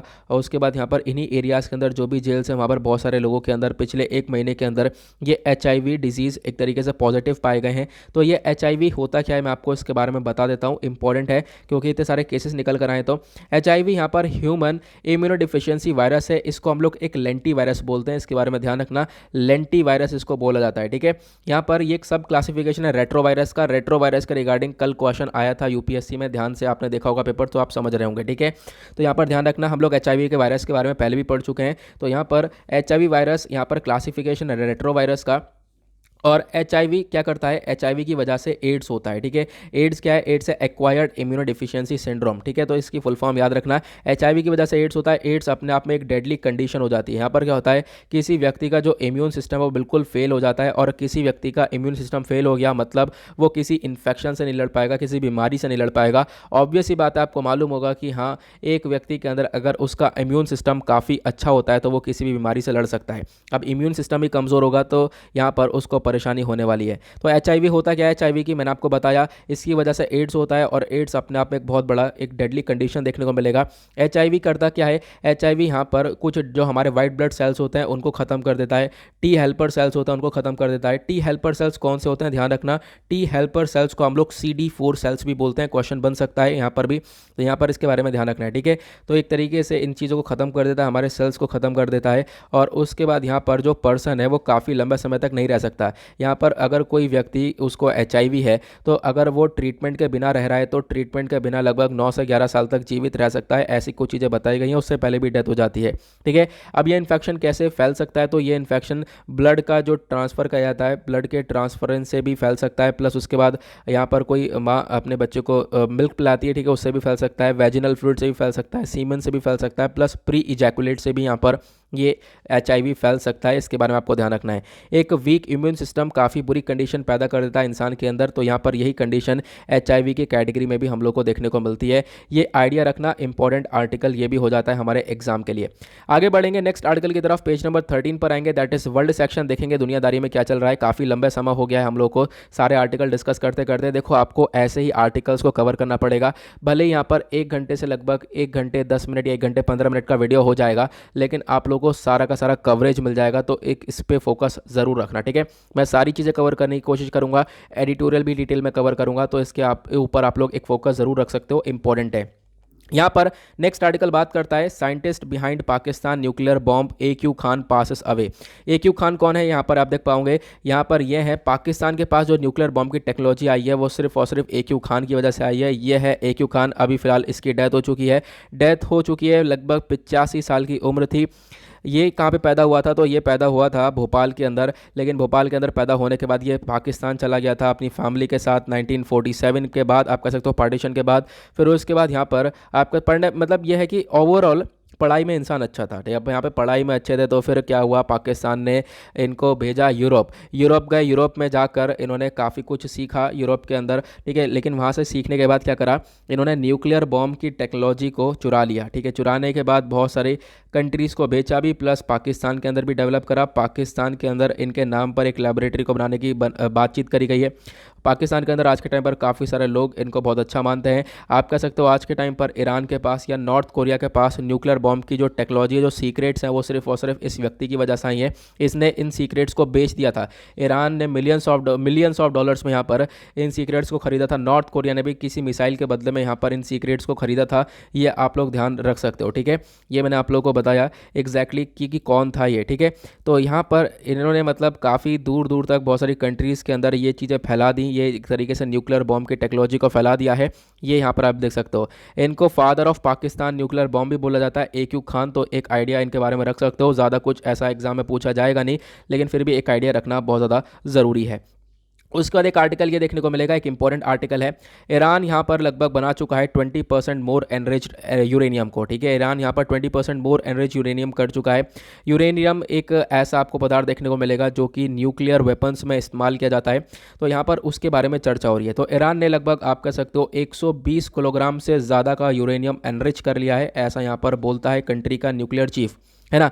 और उसके बाद यहाँ पर चर्चा हो रही है कि देखो ये काफ़ी हद तक खतरा पैदा करेगा। ऑब्वियस सी बात है, किसी कंट्री के पास यहाँ पर न्यूक्लियर वेपन आ रहा है तो अपने आप में एक चिंता वाली बात है। उसके बाद आपको मालूम होगा 2015 में ईरान के साथ एक न्यूक्लियर डील हुई थी। न्यूक्लियर ईरान से बोला गया था कि आप लोग न्यूक्लियर का एनरिचमेंट नहीं करोगे, सॉरी यूरेनियम का एनरिचमेंट नहीं करोगे, उसके बदले में आपके ऊपर से सैंक्शंस हटा दिए जाएंगे। तो ये डील तो सेट हो गई थी, लेकिन डोनाल्ड ट्रंप ने क्या करा, इस डील से बाहर निकल गए और ईरान के ऊपर बहुत सारे सैंक्शंस लगा दिए थे। उसकी वजह से डील खराब हो गई। आज के टाइम पर रिलेशंस यूएस ईरान के काफ़ी हद तक खराब है। जो बाइडन आ चुके हैं, जो बाइडन का मेन फोकस यही है कि इस डील के अंदर वापस से ईरान को लाया जाए, अदरवाइज ईरान ऐसे ही यहाँ पर यूरेनियम का एनरिचमेंट करता हुआ नजर आएगा। अब मैं कुछ और इंपॉर्टेंट इन्फॉर्मेशन यहाँ पर आप लोगों को बता देता हूँ जो कि एग्जाम के लिए बहुत ज़्यादा इंपॉर्टेंट होने वाली है। तो यहाँ पर बात करेंगे हम लोग थोड़ा सा यूरेनियम एनरिचमेंट के बारे में, ठीक है। तो यहाँ पर आप कह सकते हो जो न्यूक्लियर एनर्जी है वो किससे प्रोड्यूस होती है, वो यूरेनियम से प्रोड्यूस होती है। लेकिन उसमें यूरेनियम कौन सा इस्तेमाल होता है, यूरेनियम 235 इस्तेमाल होता है, ये आप लोगों को ध्यान देना है। और यूरेनियम 235 ज़्यादा मात्रा में एनरिच हो ही नहीं पाता। यूरेनियम 235 के अलावा यहाँ पर थोड़ा इस्तेमाल होता है यूरेनियम 238, ये भी आपको ध्यान रखना है, ठीक है। जो एनरिचमेंट का प्रोसेस है यहाँ पर क्या देखने को मिलता है, यूरेनियम 235 थोड़ा सा कम ही रहता है हमारे पास, लेकिन अब यहाँ पर इसको बढ़ाने के लिए हम लोग जो 238 वाला है उसमें से सेपरेट करके थोड़ा सा और निकालते हैं। तो यहाँ पर उस प्रोसेस को हम लोग बोलते हैं यूरेनियम एनरिचमेंट, ठीक है। यूरेनियम 235 को बनाया जाता है, उसको बोलते हैं हम लोग यूरेनियम एनरिचमेंट। एनरिचमेंट कैसे किया जाता है, तो यहाँ पर आप देख पाओगे सेंट्रीफ्यूगल टेक्निक का इस्तेमाल किया जाता है। इसी टेक्निक को यहाँ पर AQ खान ने बेचा था ईरान को और उसको बेचा था नॉर्थ कोरिया को, जो कि मैंने अभी आप लोगों को पहले वाले आर्टिकल में समझाया है, जो ये सेंट्रीफ्यूगल टेक्निक होती है, ठीक है। इस टेक्निक में क्या होता है, जो गैसियस यूरेनियम होता है इसको सेंट्रीफ्यूज में डालो, इस मशीन में डालने के बाद आपको यहाँ पर एक गैसियस यूरेनियम आ गया। दूसरा स्टेप क्या होता है, जो मॉलिक्यूल्स हैं वो आपको देखने को मिलेगा ये सेपरेट हो जाते हैं इस सेंट्रीफ्यूगल फोर्स से। फिर क्या होता है, यहाँ पर जो 238 यानी हैवियर 238 होता है, इस यानी ये जो यूरेनियम 238 होता है इसको पुश किया जाता है एज के बाहर, और इससे क्या होता है जो 235 वाला लाइटर होता है वो एक तरीके से यहाँ पर सेंटर के पास पहुँच जाता है। मतलब यूरेनियम 238 में से एक तरीके से यूरेनियम 235 को अलग कर दिया जाता है, सेपरेट कर लिया जाता है। फिर उसके बाद यूरेनियम 235 को आपने उसका उत्पादन कर लिया, उसको एनरिच कर लिया है, और उसकी जो गैस है उसको कलेक्ट करने के बाद उसको बाहर निकाल लिया जाता है। निकालने के बाद आप कह सकते हो आगे के प्रोसेस किया जाता है, ठीक है। फिर गैस को यहाँ पर आप देख पाओगे रिसाइकिल किया जाता है। तो ये चीज़ हम लोग को देखने को मिलती है। अब आप कहोगे देखो जो ये यूरेनियम 235 है इसका अच्छा इस्तेमाल भी होता है। अगर आप यहाँ पर इसको 4 से 5% में ग्रोथ कर रहे हो, ठीक है, 4 से 5% की ग्रोथ देखने को मिली है, तो आप इसको पावर स्टेशन में इस्तेमाल कर सकते हो, ठीक है, इलेक्ट्रिसिटी जनरेट कर सकते हो। लेकिन आप लोगों ने यहाँ पर यूरेनियम एनरिचमेंट अगर आप 90% तक का करते हो तो इससे न्यूक्लियर वेपन्स भी बनाए जा सकते हैं। मतलब अच्छा काम भी है, बुरा काम भी है, आप दोनों तरीके से यहाँ पर इसको यूरेनियम को देख सकते हो। तो आपको ध्यान रखना है न्यूक्लियर में कौन सा यूरेनियम इस्तेमाल होता है, यूरेनियम 235 और 238 दोनों का यूज़ आपको देखने को मिलेगा। ओके, नाउ आज मंडे है तो मंडे में इकोनॉमी सेक्शन आया नहीं है, यहाँ पे आप लोग देख पाओगे। प्लस स्पोर्ट्स सेक्शन भी कोई इंपॉर्टेंट आर्टिकल नहीं है। स्पोर्ट्स सेक्शन में इंपॉर्टेंट आर्टिकल होगा तो भी डिस्कस करेंगे, अभी यहाँ पर कोई खास इंपॉर्टेंट नहीं है। IPL वगैरह चल रहे हैं, उसी के बारे में चर्चा की गई है। अब चलते हैं हम लोग अपने एडिटोरियल्स पर। यहाँ पर हम लोग करेंगे इंपॉर्टेंट एडिटोरियल्स को कवर। पहला आर्टिकल यहाँ पर लखीमपुर खेरी के बारे में चर्चा कर रहा है, डिस्कस हम ऑलरेडी कर चुके हैं। ताइवान और चाइना के बीच में डिस्प्यूट चल रहा है, वो क्या डिस्प्यूट है इसको हम थोड़ा सा समझेंगे, ठीक है। यहाँ पर कुछ चीज़ें हम लोग कवर करने वाले हैं कि क्या क्या यहाँ पर दोनों के रिलेशंस आपको देखने को मिल जाते हैं। उसके बाद एक आर्टिकल ये है, हमारे लिए इंपॉर्टेंट नहीं है, यहाँ पर एक आर्टिकल ये देखने को मिलेगा, एयर इंडिया के बारे में चर्चा हो रही है। एयर इंडिया को अभी यहाँ पर आप देख पाओगे सेल किया गया। उसके बाद यहाँ पर जम्मू एंड कश्मीर के अंदर जो फ्रीडम है उसको, फ्रीडम ऑफ प्रेस है, उसको थोड़ा सा आप लोगों को अच्छे से लेकर चलना पड़ेगा। इस आर्टिकल में चर्चा हो रही है ग्लोबल ये नोबेल प्राइज़ इन लिटरेचर के बारे में, ठीक है। तो आर्टिकल की शुरुआत करते हैं यहाँ से। यहाँ पे आपको मालूम होगा अभी जो टाटा है, बेसिकली टाटा ने क्या करा, एयर इंडिया को खरीद लिया है। मैं आपको थोड़ा सा इन्फॉर्मेशन दे देता हूँ इसके बारे में, फिर उसके बाद हम लोग यहाँ पर इस आर्टिकल में जो ऑथर ने बोला है उसको समझेंगे। तो यहाँ पर एक सेकंड, इस पिक्चर में आपको सब क्लियर हो जाएगा। द हिंदू में ये वाला पिक्चर आपने देखा होगा जब ये परसों ये पिक्चर पब्लिश हुआ था। अब क्या हुआ है, टाटा के बारे में समझाया गया एग्जैक्टली क्या क्या देखने को मिलेगा। 1932 की बात है, JRD टाटा ने स्टार्ट किया था टाटा एयरलाइंस को, इसका उद्घाटन किया गया। 1946 में क्या होता है कि जो टाटा एयरलाइंस है वो एक तरीके से पब्लिक कंपनी बन जाता है और टाटा एयरलाइन का नाम बदलकर एयर इंडिया कर दिया जाता है, ठीक है, ये आपको ध्यान रखना है। फिर 1948 में क्या होता है, जो हमारी सरकार है वो इस टाटा एयर इंडिया का क्या करती है, 49% स्टेक खरीद लेती है। 49% स्टेक अपने पास एक्वायर कर लेती है। 1953 में जो सरकार है वो एयर इंडिया को नेशनलाइज कर देती है, ठीक है, नेशनल लेवल पर एयर इंडिया जाना जाने लगता है। 2007 में जो एयर इंडिया है इसको मर्ज कर दिया जाता है इंडियन एयरलाइंस के साथ में। 2012 में जो हमारी सरकार है वो काफ़ी सारा पैसा अप्रूव कर देती है। होता क्या है ना, 2007 के बाद से जो ये एयर इंडिया कंपनी है ये लगातार घाटे में चली जाती है, लगातार यहाँ पर घाटा होता है, करोड़ों रुपए का घाटा हो जाता है। आज के टाइम पर भी घाटा देख पाओगे तो लगभग 60,000 से भी ज़्यादा का इसके ऊपर कर्जा आपको देखने को मिलेगा, ठीक है। तो यहाँ पर ये सारी चीज़ देखने को मिलती हैं। फिर उसके बाद क्या होता है, मई 2018 में जब सरकार परेशान हो जाती है कि भाई ये कंपनी घाटे में ही जा रही है लगातार, सरकार डिसाइड करती है इसको डिसइन्वेस्टमेंट करने की, इसके अंदर मतलब इसका कुछ परसेंट बेचने की। तो सरकार कहती है 76% एयर इंडिया का कोई भी प्राइवेट सेक्टर आके खरीद सकता है, लेकिन कोई प्राइवेट सेक्टर सामने आता ही नहीं है। उसे पता है कि एयर इंडिया की क्या हालत हो रही है, कितना इसके ऊपर डेट है, तो यहाँ पर कोई खरीदता नहीं है। लेकिन फाइनली यहाँ पर आप देख पाओगे जो टाटा है आकर, टाटा ग्रुप आकर इसको खरीदता है। टाटा ग्रुप ने यहाँ पर ये डील करते हैं, कितने रुपए की डील करता है आगे मैं आप लोगों को इसके बारे में भी समझाने वाला हूँ, ठीक है। तो यहाँ पर ये डील करी जाती है। टाटा ग्रुप आज के टाइम पर इस एयर इंडिया को ओन कर रहा है, क्योंकि इनका दावा यह है कि वापस से ये एयर इंडिया को ग्रो करके दिखाने वाले हैं, ठीक है। तो ये इसके अंदर स्टेटमेंट आपको देखने को मिलेगा। ये एडिटोरियल के अंदर ये सारी चीज़ें कवर करी गई हैं जो कि काफ़ी इंपॉर्टेंट हो जाती हैं। अब हम बात करें तो एयर इंडिया के बारे में आपको सारी चीज़ें बता दी हैं, जो भी इंपॉर्टेंट इन्फॉर्मेशन है, जो भी क्या था सब कुछ मैंने आपको बता दिया। यहाँ पर जो है एक तरीके से टाटा ग्रुप ने लगभग इसको 18,000 करोड़ रुपए की डील में खरीदा है, ठीक है। बोली यहाँ पर तो काफ़ी कुछ लगाई गई है, बोली 18,000 करोड़ रुपए की लगाई गई है, तो आप लोग ध्यान रख सकते हो इसके बारे में। यहाँ पर आर्टिकल में क्या चर्चा हो रही है, आर्टिकल में चर्चा हो रही है इसके जो बेनिफिट है वो थोड़े से कम होते हुए नजर आएंगे। लेकिन उससे पहले मैं एक चीज़ और बता दूँ, आपका क्वेश्चन ये भी होगा कि एयर इंडिया को खरीद तो लिया, अब जो भी एम्प्लॉयज़ काम कर रहे हैं उनका क्या होगा। तो यहाँ पर एयर इंडिया के बहुत सारे एम्प्लॉयज़ आपको देखने को मिलेंगे। यहाँ पर बोला गया कि उन एम्प्लॉयज़ को काम करने दिया जाएगा लगभग 1 साल तक, तो वो एम्प्लॉयज़ ऐसे काम करते रहेंगे। अगर टाटा ग्रुप चाहता है 1 साल बाद उसके अंदर कुछ बदलाव करना तो वो बदलाव कर सकता है, ये भी यहाँ पर बोला गया है, ओके। अब यहाँ पर बदलाव करते वक्त, लेकिन जब भी आप एम्प्लॉयज़ को हटाओगे, एम्प्लॉयज़ को चेंज करोगे, तो जिन एम्प्लॉयज़ को चेंज करोगे उनको पेंशन वगैरह मिलती रहेगी, ऐसा यहाँ पे बोला गया। ऐसा नहीं है कि उनकी जॉब बिल्कुल ख़त्म हो जाएगी, ऐसा नहीं हो, उनको कुछ ना कुछ एज ए सिक्योरिटी के तौर पर मिलता रहेगा। लेकिन क्वेश्चन ये है कि टाटा ग्रुप ने इस एयर इंडिया को खरीदा तो है, लेकिन एयर इंडिया क्या चल पाएगा, क्योंकि आज के टाइम पर जो फ्यूल क्राइसिस आपको देखने को मिलेगा, कोविड की वजह से जो ट्रैवलिंग है वो पूरी तरह से हिट हो चुकी है। तो यहाँ पर एयर इंडिया को ग्रो करने में कितना टाइम लगने वाला है, थोड़ा सा डिफिकल्टी आने वाला है एयर इंडिया को ग्रो करने में, ऐसा यहाँ पर देखने को मिलेगा, ऐसा यहाँ पर ऑथर बोल रहे हैं, ओके। आई होप आपको क्लियर हो चुका है इसके बारे में।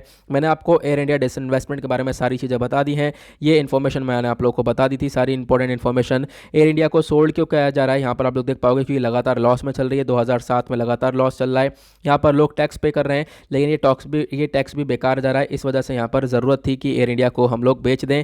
और उसके बाद आप कह सकते हो कि अब यहाँ पर क्या होगा, एयर इंडिया से जो टैक्स पेयर्स हैं, जो भी यहाँ पर हम लोग टैक्स पे करते हैं, मनी पे करते हैं सरकार को, इससे जो लॉस हो रहा था वो कम होगा, ऐसा यहाँ पर बोला गया है। उसके बाद आप कह सकते हो कि आने वाले टाइम पर सरकार एक लो कॉस्ट डोमेस्टिकली एयरलाइन भी ला सकती है, ये एक आइडिया रखना है, ठीक है। यहाँ पर आपको ध्यान रखना है, अभी जो इसके ऊपर एयर इंडिया के ऊपर 60,000 रुपये से ज़्यादा का कर्जा था, इसमें से थोड़ा सा जो कर्जा है वो यहाँ पर एक तरीके से टाटा ग्रुप भुगतान करेगा इसका।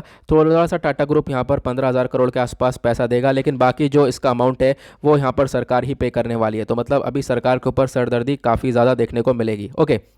उसके बाद नेक्स्ट आर्टिकल ये देखने को मिलेगा, a Taiwan flash point in the Indo Pacific region. अब यहाँ पर क्या है, सबसे पहली बात आपको ये देखने को मिलेगा, चाइना और ताइवान के इशू को लेकर चर्चा हो रही है। फिर उसके बाद इकोनॉमिक लिंक से थोड़ी बहुत यहाँ पर सही बातें देखने को मिलेंगी। अब क्या क्या है मैं आपको बता देता हूँ। पहले चाइना और ताइवान के बीच में जो कॉन्फ्लिक्ट है वो बहुत पुराना है, ठीक है। दोनों यहाँ पर अलग अलग हो चुके थे, एक सिविल वॉर हुआ था 1949 में, उसके दौरान दोनों टेरिटरी अलग अलग हो चुकी थी।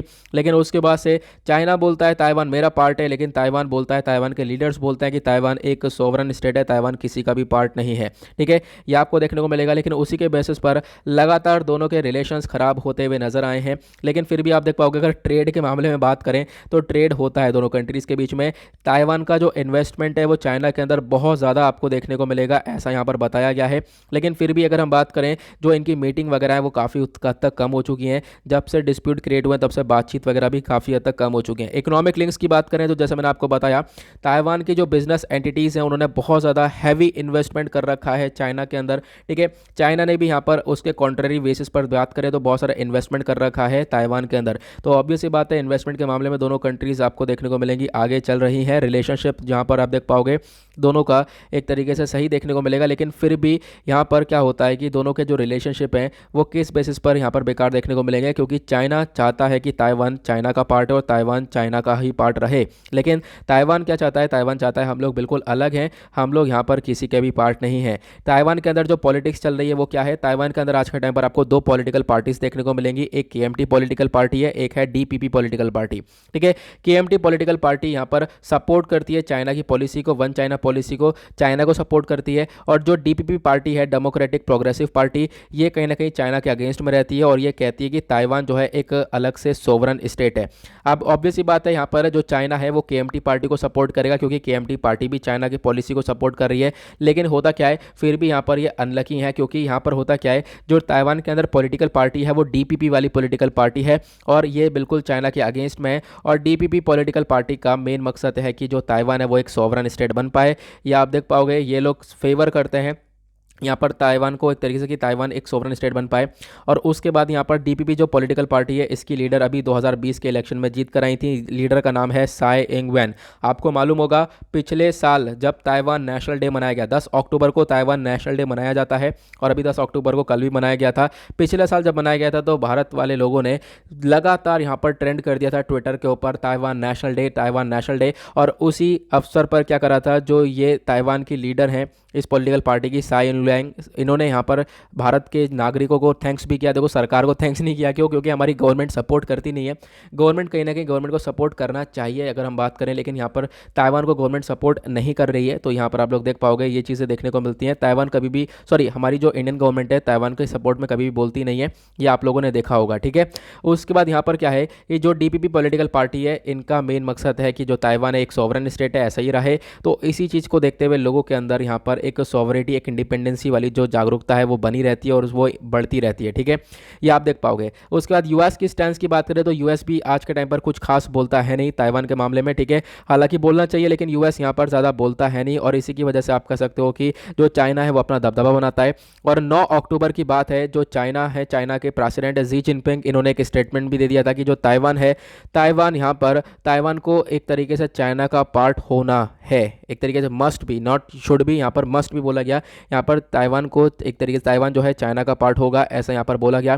फिर उसके बाद एक कंसर्न ये दिखाया जाता है, देखो एक कंसर्न यहाँ पर बोला यह जाता है, is China prepare to carry out military operation to invade and occupy Taiwan. मतलब कि चाइना बिल्कुल तैयार है क्या ताइवान को कंट्रोल करने के लिए, ताइवान को अपने अंदर ऐड करने के लिए। तो देखो यहाँ पर जो चाइना के प्रेसिडेंट है जी जिनपिंग, इनका ऑलरेडी स्टेटमेंट देखने को मिल रहा है कि आने वाले 6 साल के अंदर एक बहुत बड़ा स्टेप उठाया जाएगा चाइना के द्वारा और चाइना पूरी तरह से कंट्रोल पाएगा ताइवान के ऊपर। ये हम लोग आने वाले कुछ सालों के अंदर देख सकते हैं, ठीक है। ये हम लोगों को देखने को मिलेगा, ऐसी बहुत सारी आर्टिकल्स कवर हो चुके हैं। तो ये आप देख पाओगे कहीं ना कहीं एक इंपॉर्टेंट मतलब आर्टिकल देखने को मिलेगा इंटरनेशनल रिलेशंस के बेसिस पर। ज़्यादा कुछ खास नहीं है, ताइवान चाइना के कॉन्फ्लिक्ट के बारे में चर्चा हो रही है, जो कि मैंने आप लोगों को ऑलरेडी बता दिया है। अब बात करते हैं नेक्स्ट आर्टिकल की। पहले हम लोग इस वाले आर्टिकल को कवर करेंगे। बात करी गई है यहाँ पर नोबेल प्राइजेस के बारे में, ठीक है। अब यहाँ पर क्या है, अभी नोबेल प्राइज़ इन लिटरेचर दिया गया, मैं आपको समझाता हूँ पहले इसके बारे में, फिर इसके बाद मैं ऑथर के पॉइंट ऑफ व्यू बताऊंगा। नोबेल प्राइज़ इन लिटरेचर 2021 दिया गया। प्रीलिम्स के पॉइंट ऑफ व्यू से इंपॉर्टेंट हो जाएगा, जीएस पेपर 2 के पॉइंट ऑफ व्यू से भी इंपॉर्टेंट हो जाएगा। तो 2021 का जो नोबेल प्राइज़ इन लिटरेचर है, by the way Nobel prize जो अलग अलग कैटेगरीज के अंदर दिए गए हैं उसका भी एक वीडियो आज अपलोड हो जाएगा, मैं एक सेपरेट वीडियो में कवर करूंगा। लेकिन यहाँ पर जो बात करी गई है लिटरेचर में, जो नोबेल प्राइज़ दिया गया है वो इन व्यक्ति को दिया गया है। इनका नाम है अब्दुल रज़ाक गुरनाह, ठीक है।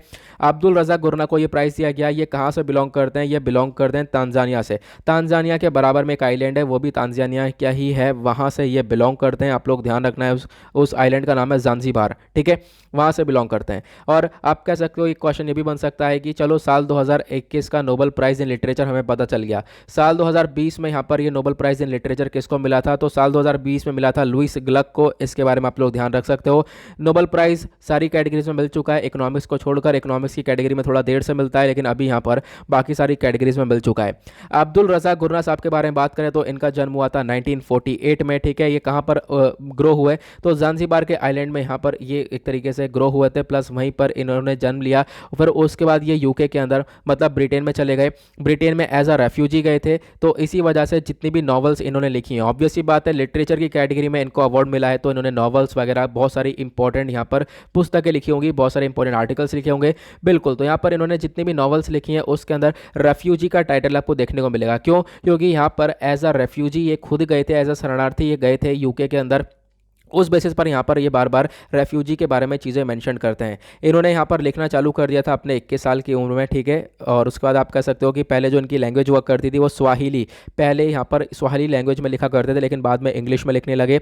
इनकी टॉप 10 नॉवेल्स हैं। टॉप 10 नॉवेल्स में आपको सिर्फ और सिर्फ एक नॉवल का नाम याद रखना है, वो है पैराडाइज नॉवल। आपसे क्वेश्चन बन सकता है पैराडाइज नॉवल किसने लिखी है, तो पैराडाइज नॉवल लिखी गई थी 1994 में। इसके अंदर भी रेफ्यूजी के बारे में सारी चीज़ें मैंशन है, तो आप लोग इसके बारे में ध्यान रख सकते हो, ठीक है। तो ग्लोबल रेफ्यूजी क्राइसिस के बारे में गुरना साहब ने हर एक अपने नॉवल के अंदर समझा रखा है। अब यहाँ पर आर्टिकल में क्या मेंशन हुआ, देखो मैंने आपको सारी इन्फॉर्मेशन दे दी है गुरना साहब के बारे में, लिटरेचर के बारे में, जो भी नोबेल प्राइजेस के बारे में मैंने सारी इन्फॉर्मेशन दे दी है। आर्टिकल में यहाँ पर ऑथर बोलते हैं कि मान लो किसी बुक को अवार्ड मिल रहा है, लेकिन बुक को अवार्ड मिलने के बाद भी हमारे नागरिकों के अंदर कोई क्यूरियोसिटी होती नहीं है कि हम लोग उस बुक को पढ़ सकें, ठीक है। यहाँ पर प्रॉब्लम क्या है, प्रॉब्लम अवार्ड के साथ यह है, ये कंप्लीट फेलियर है कि ये लोग क्यूरियोसिटी क्रिएट नहीं कर पाते। मतलब जो रीडर्स हैं, जो भी बुक पढ़ना चाहते हैं, उनके अंदर एक क्यूरियोसिटी यानी कि एक तरीके से पढ़ने का मन नहीं करता कि हाँ भाई इनको अवार्ड मिला है, इस बुक के लिए अवार्ड मिला है या इनकी किताबों के लिए अवार्ड मिला है, तो इनकी किताब पढ़नी चाहिए, ठीक है। एक क्यूरियोसिटी आपको देखने को नहीं मिलेगी। तो कहीं ना कहीं जो लोगों के अंदर किताबें पढ़ने की क्यूरियोसिटी है नहीं, तो उसी की वजह से कहीं ना कहीं ये अवार्ड फेलियर देखने को मिलेगा। ये यहाँ पे बताया गया। इंडिया के अंदर आपको बहुत सारे एक तरीके से अवार्ड्स सेलिब्रेट होते हुए नजर आते हैं, लेकिन यहाँ पर क्या होता है, यहाँ पर आप इस फैक्ट से हट नहीं सकते कि जो नए नए रीडर्स हैं, ठीक है, वो एक तरीके से आप कह सकते हो कि एक यहाँ पर इन चीज़ों को फोकस नहीं कर पाते हैं। एक तरीके से उनके अंदर क्यूरियोसिटी आज के टाइम पर डेवलप हो नहीं रही है पढ़ने के लिए। तो इससे क्या होगा, इससे यहाँ पर आप देख पाओगे कि जो एक तरीके से जो भी अवार्ड है उसका मकसद ही खत्म हो जाएगा, वो अवार्ड फेलियर माना जाएगा। क्योंकि यहाँ पर जो ऑब्वियस सी बात है, बात क्या है कि ये है कि अगर कोई बुक अच्छी है तो फिर उसको पढ़ना चाहिए, उसको सभी लोग पढ़ें, सभी लोगों को पता चले कि यहाँ किस बेसिस पर नोबेल प्राइज़ मिला है, ठीक है। लेकिन होता क्या है, लोगों के अंदर क्यूरियोसिटी नहीं है, उसकी वजह से इस अवार्ड का फेलियर आपको देखने को मिल जाएगा। एक आर्टिकल ये देखने को मिलेगा, यहाँ पे चर्चा हो रही है throttling the press in Jammu and Kashmir. मतलब यहाँ पर क्या है, देखो जम्मू एंड कश्मीर के अंदर जो मीडिया फ्रीडम है, एक तरीके से प्रेस है, ठीक है, उसको यहाँ पर प्रॉपरली फ्रीडम नहीं मिल पा रही है, उनको एक तरीके से उनकी जो छूट है वो नहीं मिल पा रही है। गवर्नमेंट आज के टाइम पर अपने खुद के इनिशिएटिव्स यहाँ पर चला रही है, और इससे क्या हो सकता है, इससे फेक न्यूज़ ज़्यादा बढ़ती हुई नज़र आ सकती है। मुद्दा क्या है, मुद्दा ये है कि आप देख पाओगे कि जो जम्मू एंड कश्मीर के अंदर प्रेस है वो आज के टाइम पर यहाँ पर आपको अपने हिसाब से वो काम नहीं कर पा रहे हैं। यहाँ पर गवर्नमेंट का जो डेटा है, गवर्नमेंट की जो स्कीम्स वगैरह है वो ज़्यादातर पब्लिश कर पा रहे हैं। नाउ डेज यहाँ पर जो न्यूज़पेपर है कश्मीर के, वो काफ़ी हद तक पेनफुल आपको देखने को मिल पाएंगे, क्योंकि यहाँ पर कोई करंट पॉलिटिक्स सिचुएशन के बारे में आपको पता नहीं चलेगा। पॉलिटिकल सिचुएशन के बारे में कुछ भी नहीं छप रहा है न्यूज़पेपर में, जो छप रहा है वो सिर्फ और सिर्फ गवर्नमेंट प्रेस रिलीज़ के बारे में छप रहा है, ठीक है। यहाँ पर ये बोला गया, यहाँ पर गवर्नमेंट प्रेस रिलीज़ के बारे में ही सारी चीज़ें छापी जा रही हैं, और इससे क्या होगा, इससे आप लोग यहाँ पर न्यूज़पेपर की एक तरीके से जो वैल्यू है वो घटा रहे हो। न्यूज़पेपर यहाँ पर ज़्यादातर एडवर्टीजमेंट कैरी कर रहा है, एडवर्टीजमेंट, स्टेटमेंट, सरकारी ऑफिशियल्स के स्टेटमेंट, सरकार की स्कीम्स, यही सारी चीज़ें कवर करी जा रही हैं। जो इंपॉर्टेंट मुद्दे हैं वो नहीं कवर करे जा रहे हैं न्यूज़पेपर्स में जम्मू एंड कश्मीर के, वो यहाँ पर बताया गया। इससे कहीं ना कहीं आप कह सकते हो जो जर्नलिस्ट हैं, जर्नलिस्ट के ऊपर यहाँ पर फोकस किया जा रहा है। जर्नलिस्ट से खासकर बोला जा रहा है कि आप लोग एडवर्टीजमेंट्स वगैरह के ऊपर फोकस करो। अगर कोई जर्नलिस्ट इसके ऊपर फोकस नहीं करता है तो पुलिस उसके खिलाफ फिर एक्शन लेगी, और ये कहीं ना कहीं हमारा जो फ्रीडम ऑफ प्रेस है, हमारे कॉन्स्टिट्यूशन के अंदर फ्रीडम ऑफ स्पीच है, हमारे पास फंडामेंटल राइट है खुलकर बोलने का, वो कहीं ना कहीं खतरे में देखने को मिलता है। तो यहाँ पर क्या करना पड़ेगा, एक स्टेप उठाना ये पड़ेगा कि आप थोड़ा सा जर्नलिस्ट को फ्री कर सकते हो, ठीक है। यहाँ पर क्योंकि जर्नलिस्ट काफ़ी हद तक हैरेस किए जा रहे हैं, इनको हैरेस किया जा रहा है बहुत ज़्यादा लंबे समय से, ठीक है, लगातार आप देख पाओगे। और इसकी बेसिस पर यहाँ पर बोला गया कि आपको इनको थोड़ी सी छूट देनी पड़ेगी। आप थोड़ी सी छूट दोगे तो आपको थोड़ा बहुत अच्छा इन्फॉर्मेशन गैदर करके दिया जाएगा। पॉलिटिक्स के बारे में आपको इन्फॉर्मेशन बहुत सारी मिला करेगी। यहाँ पर इंपॉर्टेंट यह है कि आप लोग जनरल पब्लिक को डिस इन्फॉर्मेशन से बचा सको, क्योंकि यहाँ पर हो क्या रहा है, आप लोग न्यूज़पेपर के अंदर कोई अच्छी चीज़ पब्लिश कर नहीं रहे हो, आप यहाँ पर सारी इन्फॉर्मेशन दे नहीं रहे हो, ऑथेंटिक इन्फॉर्मेशन दे नहीं रहे हो, सरकार अपने बारे में गा रही है पूरी की पूरी न्यूज़पेपर के अंदर। इससे क्या होगा, लोग सोशल मीडिया के पर शिफ्ट होंगे, लोग सोशल मीडिया पर शिफ्ट होंगे तो वहाँ पर आपको देखने को मिलेगा सोशल मीडिया पर कितना ज़्यादा डिस इन्फॉर्मेशन, कितनी ज़्यादा फेक न्यूज़ फैलती है, वो कहीं ना कहीं एक बहुत बड़ा खतरा देखने को मिल जाएगा, ठीक है। तो यहाँ पर यह बोला गया कि देखो एक तरीके से आपको इन चीज़ों से रोकना रोकना पड़ेगा। जो फेक न्यूज़ वगैरह है उन सब चीज़ों से बचने के लिए आपको थोड़ा सा यहाँ पर जो एक तरीके से जर्नलिस्ट वगैरह इनको थोड़ा सा ओपननेस में देखना, ओपन में रखना पड़ेगा। ये इस आर्टिकल के अंदर चीज़ें मेंशन देखने को मिलेगी। हाँ, एक चीज़ और यहाँ पर क्या है, हाँ एक सेकंड में आपको एक चीज़ और बता देता हूँ। यहाँ पर क्या बोला गया कि देखो जो भी प्रोफेशनल रिपोर्टर्स हैं उनको अलाउ किया जाए कि वो परफॉर्म करें अपना टास्क, ठीक है, अपना यहाँ टास्क परफॉर्म करें, प्लस उसके बाद यहाँ पर उनको कोई खतरा ना हो, ठीक है, उनको कोई धमकी वमकी ना दी जाए, आराम से वो अपना टास्क परफॉर्म करें, प्लस उसके बाद सारी ऑथेंटिक इन्फॉर्मेशन लेकर आएँ, ठीक है, पब्लिकली भी सारी इन्फॉर्मेशन अवेलेबल करें, वो ज़्यादा बेटर रहेगा। नहीं तो यहाँ पर सरकार अपनी सारी इन्फॉर्मेशन चला रही है, सरकार अपनी स्कीम्स के बारे में ज़्यादा डिस्कशन कर रही है, सरकार अपने एडवर्टीजमेंट दे रही है, इसकी वजह से फेक न्यूज़ वगैरह ज़्यादा प्रमोट होती हुई नजर आ रही है, ठीक है। तो यहाँ पर बोला गया प्रोफेशनल रिपोर्टर को आप अलाउ करें कि वो इन्फॉर्मेशन गैदर करें, एडिटर्स को आप अलाउ करें वो एडिटोरियल्स लिखें, बिल्कुल फ्री एनवायरनमेंट में एडिटोरियल लिखें, इससे लोगों को काफ़ी कुछ पता चलेगा। अदरवाइज़ यहाँ पर जो भी चल रहा है आज के टाइम पर वो सारी दबी की दबी रह जाएंगी, प्लस उसके बाद लोग फेक न्यूज़ की तरफ बढ़ जाएंगे। तो ऐसा यहाँ पर बोला गया कि लोग जो है यहाँ पर फेक न्यूज़ की तरफ बढ़ते हुए नजर आएंगे और ज़्यादा यहाँ पर स्पेस मिल जाएगा फेक न्यूज़ की तरफ, गलत डिस इन्फॉर्मेशन प्रोवाइड की जाएगी। ओके, तो ये कुछ यहाँ पर इस आर्टिकल के अंदर बताया गया है। आई होप आप लोग को यहाँ पर ये भी क्लियर हो गया होगा। छोटी छोटी इन्फॉर्मेशन है जो कि यहाँ पर एग्जाम के लिए ज़्यादा कुछ खास नहीं है, जहाँ जहाँ पर खास है मैंने आपको डिटेल में समझा दिया है। यहाँ पर जैसे ये आर्टिकल अच्छा था, इसमें हम लोगों ने डिटेल में कवरेज कर लिया है, जहाँ जहाँ पर चीज़ें इंपॉर्टेंट है वहाँ मैंने आपको डिटेल में बता दी है। एक आर्टिकल ये देखने को मिलेगा, इसमें बहुत सारा फैक्चुअल इन्फॉर्मेशन है, इसके रिगार्डिंग मैं आपको एक छोटा सा नोट्स प्रोवाइड करवाऊंगा, उसको आप लोग रेफर कर सकते हो। अभी के लिए इस आर्टिकल को स्किप कर सकते हो, ठीक है। यहाँ पर बहुत सारे, ये वाला आर्टिकल सेम अभी कुछ दिन पहले भी आया था, मतलब बकवास आर्टिकल था बिल्कुल, मतलब जो इन्फॉर्मेशन है वो काफ़ी सारी इन्फॉर्मेशन आपको पॉइंट वाइज देखने को मिलेगी, जो कि आपको रटने की ज़रूरत नहीं है। मैं आपको कुछ छोटा सा इन्फॉर्मेशन इसके बारे में प्रोवाइड करवाऊंगा, वो आप रेफर कर सकते हो। ओके, तो गाइस इसी के साथ करते हैं हम लोग अपने लेक्चर को समाप्त। मिलते हैं आप लोगों से नेक्स्ट वीडियो में। आज के लिए bye bye, have a nice day, thank you and Jai Hind. Okay, video थोड़ा सा लंबा हो चुका है तो कोई बात नहीं, यहाँ पर इतना आप सपोर्ट कर सकते हो। देखो सारी इंपॉर्टेंट इन्फॉर्मेशन थोड़े से लेंदी वीडियो में ही कवर हो पाएगी। आज के लिए bye bye, have a nice day, thank you and Jai Hind.